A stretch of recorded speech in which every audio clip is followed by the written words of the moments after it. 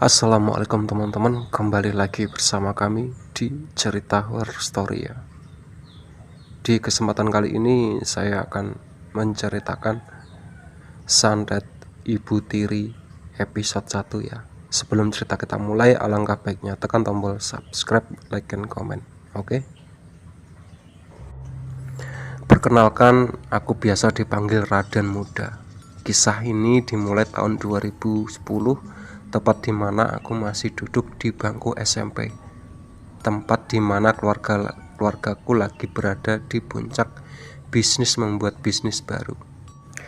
Keanehan terjadi setelah beberapa bulan ayahku menjalankan bisnis baru tersebut, di mana saya dan keluarga banyak mengalami serangan yang mungkin berasal dari pesaing bisnis ayahku.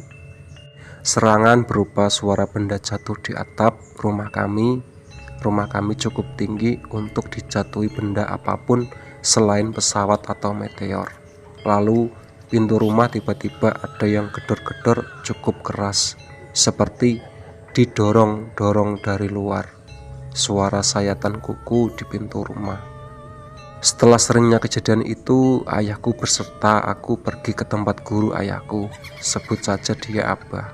Setelah bercerita panjang kejadian itu, Abah bilang ke aku dan ayah kalau emang banyak pesaing bisnis yang gak suka sama ayahku dan mereka gagal menyerang kita sekeluarga karena keluarga kita emang keturunan dari suatu kerajaan di Jawa. Abah bercerita bahwa suara berisik itu di mana penunggu rumah ditambah penunggu dari kami melindungi kami dari serangan hal gaib tersebut.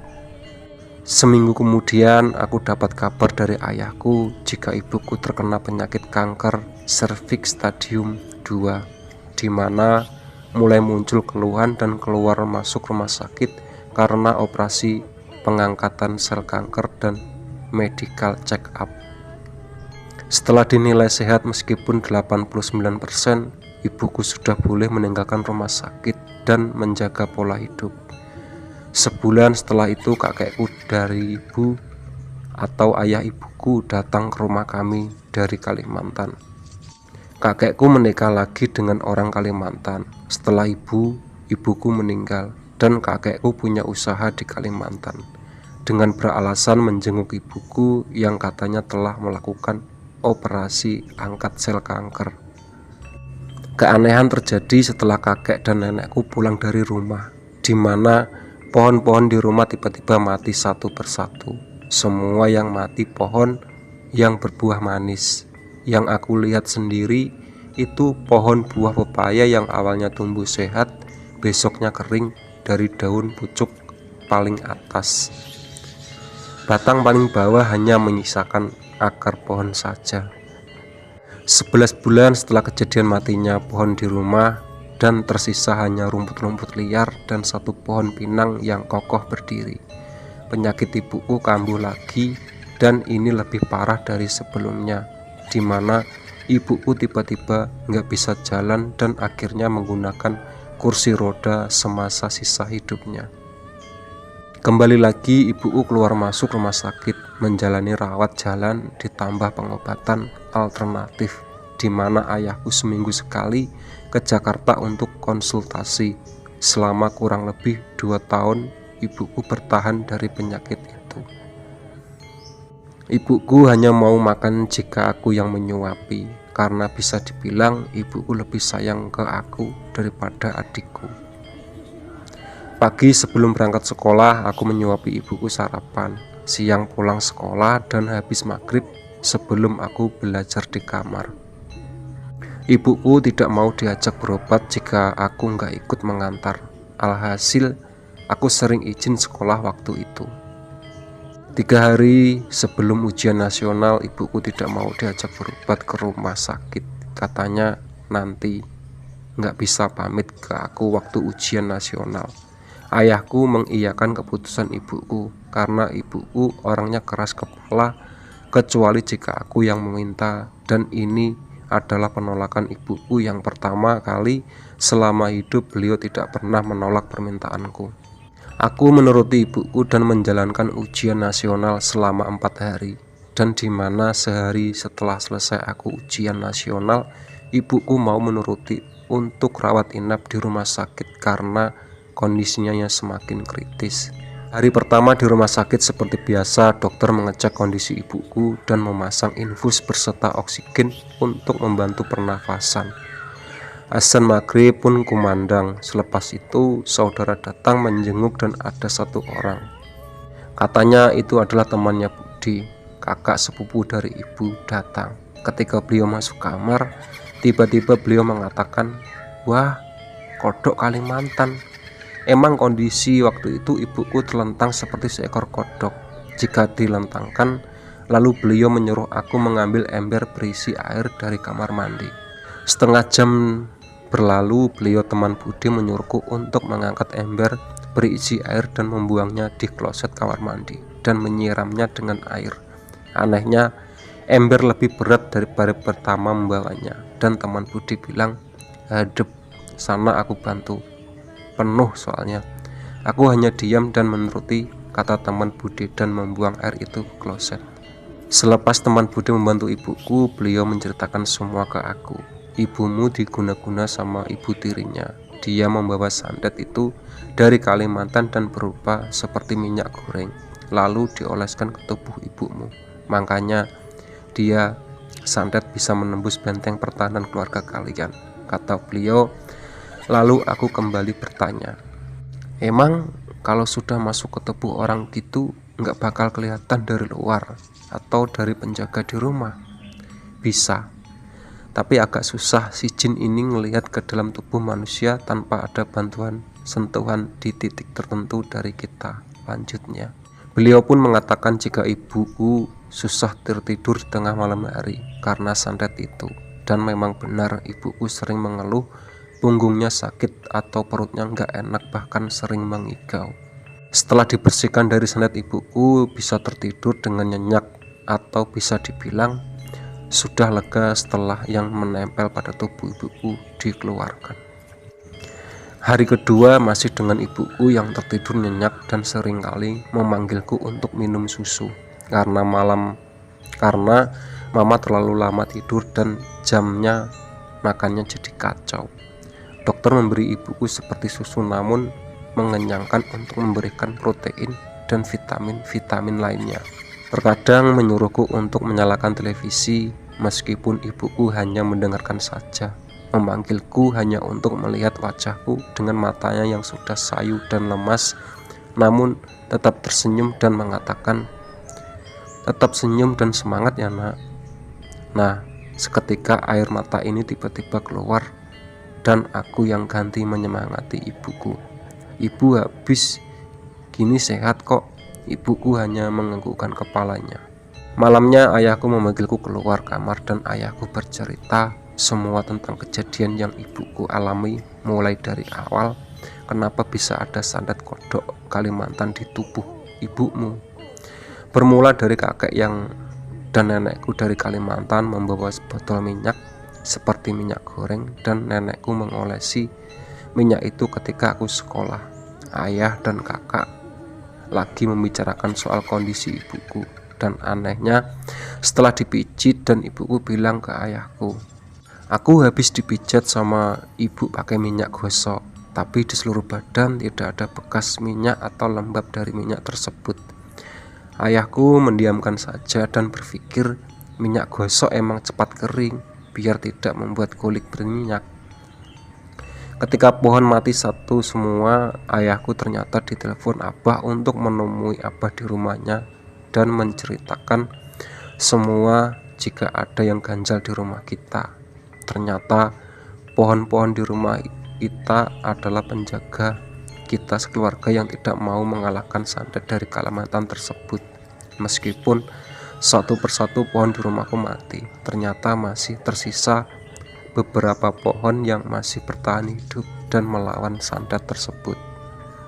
Hari ketiga tetap dengan aku berada di samping ibuku. Bedanya ibuku sudah mulai tidur seharian tanpa memanggilku sama sekali, meskipun hanya sekedar ingin melihatku. Aku mencoba memanggilnya, tapi ibuku hanya membalasnya dengan mengigau dan mata terpejam.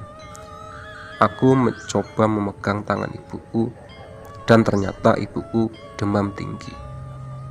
Aku mencoba memanggil ayahku beserta suster yang berjaga. Dengan izin ayahku, suster menyuntikkan obat penurun demam melalui infus. Malamnya aku masih menonton televisi di kamar, sedangkan ayahku sudah tidur. Tontonan jam malam waktu itu yang seru menurutku adalah film yang dimulai jam 10 sampai jam 12 malam. Selesai menonton, terdengar suara pintu mengetuk. Ternyata suster yang akan menyuntikkan obat penurun demam kepada ibuku yang masih dalam kondisi demam. Setelah disuntikkan, entah mengapa nafas ibuku jadi berat seperti terengah-engah. Dengan sigapnya suster mengganti alat nafas ibuku dengan alat nafas yang berpompa, dan aku membangunkan ayahku yang sedang tertidur. Hingga jam 2 pagi nafas ibuku masih terengah-engah dan tensi semakin menurun. Aku bingung dan tidak harus tahu bagaimana lagi. Ayahku menyuruhku salim ke ibuku. Dalam keluargaku, salim bisa diberatkan ketika kita mau pergi atau biasa disebut pamit. Aku lakukan meskipun aku bingung maksud dari ayahku yang menyuruhku salim ini. Sampai jam 3 pagi entah kenapa aku tiba-tiba tertidur tanpa ada pikiran apa-apa. Mungkin karena kecapean menurutku, karena aku belum tidur sama sekali waktu itu. Jam 4 pagi aku terbangun dengan kondisi ibuku yang sudah tidak bernyawa. Kaki, tangan, kepala sudah terikat tali putih, dan para suster yang berjaga malam itu berjejer melakukan doa bersama. Aku hanya diam, kaget, shock, dan tidak bisa menangis.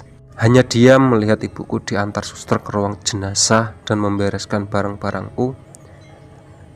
Membututi suster yang ayahku menelepon omku yang bekerja di rumah sakit untuk menuju ke sana. Di ruang jenazah aku hanya terdiam dan melihat handphoneku yang mengabarkan ke saudara-saudara dan teman-temanku bahwa ibuku sudah meninggal pagi itu.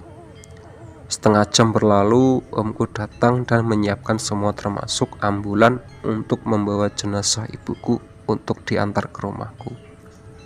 Dalam ambulan aku disuruh duduk depan sebelah supir sebagai petunjuk jalan dan omaku yang mengikuti dari belakang. Masih dengan keadaan shock, aku menunjukkan arah rumahku. Ketika sampai di rumah, sudah banyak saudara dan tetangga di rumah dengan segala persiapan pemakaman. Aku turun dari ambulan disambut pelukan dari saudara-saudaraku yang menangis. Aku masih diam dan enggan bicara.